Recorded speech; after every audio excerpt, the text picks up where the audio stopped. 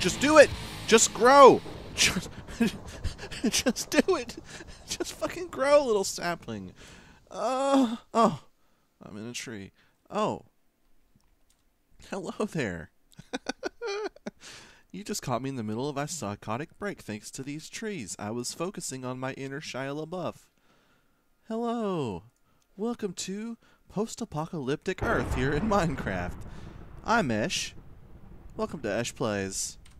As you can see, I'm just out here in front of my fallout shelter, making trees my bitch, if you will. I'm just watering the trees. Actually, I think the trees are making me their bitch, to be honest. I'm just watering trees because that's what you do whenever you have trees in a post-apocalyptic world. You nurture them. You take them, you swaddle them like a little baby, you drown them in water like a little baby. That's what you do with babies.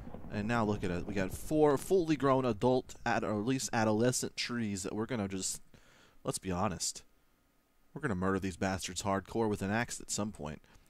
So this is what people call, this is what everybody calls, it's what it's called, Blastoff. A Minecraft mod pack which you can find on the Feed the Beast launcher in the third-party tab. You might notice some other YouTubers playing it. It's a real blasty blast, if you will. It's a hardcore survival mod pack with a quest book. You might be familiar with the sort of concept with Agrarian Skies and other such mods.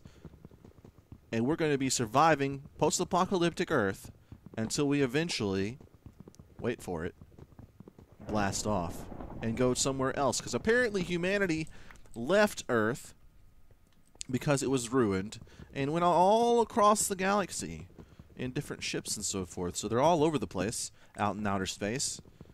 And I am, of course, Mad Esh. I'm Mad Esh here, stuck down here in post-apocalyptic Minecraft world. And we're going to try to fix that. So the objective in the end is to get to the point where you can make your own rocket ship and go into space. And then there's different quest lines for every single planet. You go to the moon, there's quest lines for the moon. You go to Mars, there's quest lines for Mars. It's all quite intense. And I'm gonna, as soon as I get done knocking these trees down, I assure you, I will open up that quest book and we'll go over briefly everything else. The thing is, when you spawn in on a Blastoff, it's daytime. You don't want to waste that first day, okay? You want to get out there, you want to start planting these trees as soon as possible. So that's what I'm doing right now. I'm just getting through this tree process before nighttime comes, because when it's nighttime, the monsters come out, and the monsters in this mod pack are no joke. They want to be on you. They want to be inside of you. And not really in the sexual way, in the eat your intestines sort of way. So, I want to keep my intestines intact. I know you would probably feel the same way about your own intestines. I mean, maybe not. Maybe some of you just don't even give a shit about your intestines and would be, like, pleased to have them gnawed on. But I am not one of those people. I like my intestines right where they are, inside my butt. And we're going to keep it that way. No intestines being eaten today. But eventually we are going to have to go out and do some combat. We do have a nice sword and some weapons, and I'll show you that in a sec. We're almost done with this, and it is almost nighttime as well, I think. Is it? Can't even look at the ashes. There's the sun. It's sort of hard to see through the ash, but that is the sun up there. It's going down. It is going down in a post-apocalyptic round. And before we leave, we'll go ahead and plant these trees that we got from the saplings. And I think it's time to go downstairs and introduce you and take you a little tour of our Fallout bunker, which I haven't named yet. But I'm sure at some point something will happen. So this is our little water hole. It was where the saplings were. They were lined up like this, and I got them off of this thing and went outside and planted it, because obviously you can't grow trees inside. This is our only water. It's just normal water, though it is colored like urine. So basically, and that sound you heard was not actually a nuclear bomb going off. It was actually a meteor hitting the Earth. And I think it was over there. As you can see, there's a little thing. And some meteors are just meteors. Some of them land and they have like nether portals in them for whatever reason, and that's one of those. We have another free nether portal. Thanks a lot. Thanks a lot. Post-apocalyptic. Okay, downstairs. This is our main base of operations at this point. It's got our Ender IO thing, which is where we got the sapling thing. Because you can see right here, sapling storage. Well, that's where we got it, right? That's where we got it. I may have just messed up there. I'm not sure. Okay. How do I get this back, though? I can't remember how this works. I may have just ruined that water source.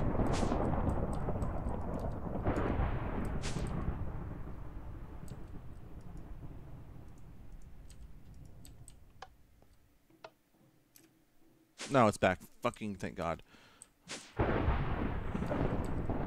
Okay, so to store it back in there, you take it, you put it back in like that, and now we have the sapling storage thing. It had a few things. Let's go over what our inventory, okay? While it's not time, we have a little bit of time. We can go over all the stuff that we were given to start out with. We got our quest book, which we'll look at in a minute. We got our food journal. We got a watering can. We got some grapes, some grilled creeper brain stew, which is absolutely scrumptious. Some saplings, which we just got from the trees. We got some hearty zombie meal, which is delicious. Some camel packs. We actually got 3 of these, which is a water source we can put in our chest slot, and it'll automatically drink, which I'll go over the hydration and stuff in a minute as well. From a quest, we got an energy cell, the sapling storage. We got these weapons. And from chopping down trees, we got some wooden stuff. And we also got the drying rack from the sapling storage thing, which I'll show you in a minute as well. First, we need to get rid of some of this stuff that we don't need in our inventory. Okay, so camel pack will give us hydration, as I mentioned. And if you look in the bottom left corner and the bottom right corner of our screen, you see the gauges. On the bottom left corner, you got the temperature, which the little dot, I think, is the little white dot is our current temperature, I think. And the little thing that keeps moving down there, that's the current temperature of where we're standing. So if we go over here, you'll see that our temperature goes up while we're next to the torch, and this thing says, be sure to have a torch in your hotbar during Halloween. That's stupid. Torches and lava nearby keeps you warm. Lava bucket in the hotbar does the same. So if we stand next to the torch, sort of acts like a campfire, if you will, keeps us warm, and we have to manage our temperature. We can't be outside without a heat source. If we have a lava bucket that's going to fix it, and we will have one soon. Put that up there. And what else? Let's see. The hydration bar. You just drink water. You can drink bottles of water to keep it, or you can put a camel pack on, which you're given for free. Actually, we were given from the first quest I completed, which I'll show you in a sec. And you just have it equipped, and it automatically refills your hydration down there. As you can see, it's going up now. On the right side, you got your insanity meter and your oxygen meter. Oxygen's obviously going to go down if you're like in outer space, but also it will go down if you're like really deep in the ground and you're near like lava or torches that produce smoke. It will hurt you that way. Insanity goes down whenever you're near fighting monsters or doing crazy shit. If you hold like a creeper head or something in your inventory or your hotbar, it'll start making go down, and you can fix that with flowers and stuff like you can in Don't Starve. So they are really original, obviously. Now to the book, the quest book. So I did this. You start. It gives you in that chest over there a electric bow and a paper sword, and you turn those in, and it gives you the ice sword, the sapling storage unit, and the paper longbow, and the 3 camel packs, as well as an energy cell, empty energy cells. That said, we have those, right? We have them, and the food log. I guess I should show you the food journal. This will tell us a log of what we've eaten in order of the order that we have eaten them. And the reason you want to have this is because you have to vary your diet in this game. You can't just eat one thing over and over again because it loses its effect over time. You want to mix it up. So you want to eat like a grapes one day. Oh, motherfucker. The food journal is crashing my shit left and right. Okay, note to self, don't ever touch the food journal again. We'll just have to keep track of our food manually with our brains. So like I was saying, you have to eat like maybe grapes one day, creeper brain stew next, and then hearty zombie meal the next.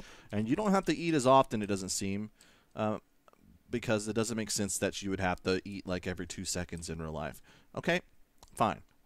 I'm sort of flustered now that the food journal has forsaken us. That said, what's next in the quest journal, I guess, is the best place to start. I guess I could tell you a brief summary of the story, right? We're on post-apocalyptic Earth. It's been several hundred years since like a nuclear reactor sort of thing blew up and started a chain reaction. At that point, Earth was already dwindling, so everybody started leaving. NASA helped shuttle almost all of humanity off the planet into different places out in space. We were on the way to get into the last ship, and suddenly things happened, and we were not able to. So we were put into hypersleep, and we just woke up, I'm guessing hundreds of years afterwards, and we have now got the task to build our own ship and follow after the rest of humanity, and that's the fucking story. So welcome to the Thunderdome. Getting started, we have all these quest trees, right? It goes all the way down to 18. But we're starting on the getting started thing. As you can see, if we go to polluted seas, though, it has all these quests. But we're in the getting started section. And as you can see, we've done this quest, which is the first one. And then we are working on getting wood. We already got that. We have a dungeons quest, which tells us to go into the nearby dungeons. It seems that bomb shelters... Should I talk like that? Should that be my RP voice? It seems that the bomb shelters that were supposed to protect the people are now in ruins, inhabited by monsters. Perhaps I should salvage something from there. There might be some glowstone down there. I hope! And for this quest, we need 1 zombie head and 1 glowstone. And we get a new thing called Ultimate Pet, a dense energy cell, and some bones, which is nice. And then the other quest that's open right now is called Getting Wood. We need to give them 4 planks, and they'll give us some bone meal, some more saplings, some leaves, cider, a crucible, and our selection of a turbo axe or a stabby stabber. We're always going to go with the axe because we don't need another sword, but the stabby stabber does look promising, doesn't it? Okay, so let's go ahead and get that wood done.